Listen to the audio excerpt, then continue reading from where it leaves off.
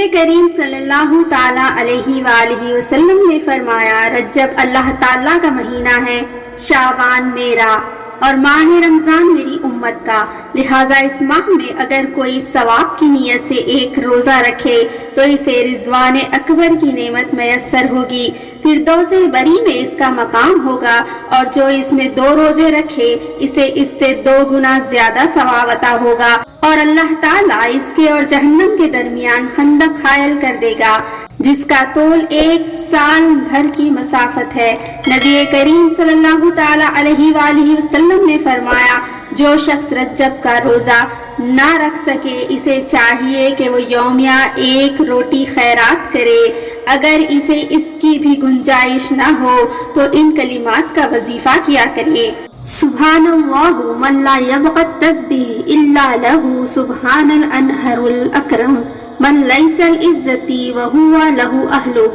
حضرت عبداللہ بن مسعود رضی اللہ تعالیٰ عنہ سے مروی ہے کہ نبی کریم صلی اللہ تعالیٰ علیہ وآلہ وسلم نے فرمایا، جو ماہ رجب کے 3 روزے رکھے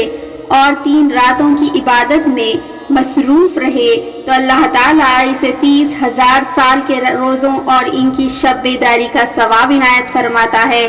حضرت آدم علیہ السلام نے بارگاہ الہی میں عرض کیا، الہی مجھے وہ وقت بتا دیجئے جو آپ کی ذات اقدس کو محبوب تر ہو۔ ارشاد ہوا، سب سے زیادہ محبوب مجھے نصف رجب کے روزے ہیں۔ ان دنوں میں جو روزہ نماز، زکوٰۃ اور صدقات وغیرہ ادا کر کے میرا قرب تلاش کرتا ہے تو میں اسے وہی عطا کروں گا جس کا وہ طالب ہے، اگر مغفرت مانگے تو میں بخشش عطا کروں۔ عیون المجالس میں ہے، شب نصف رجب وہی شب ہے جس میں حضرت موسیٰ علیہ السلام کو اللہ تعالیٰ سے ہم کلامی کا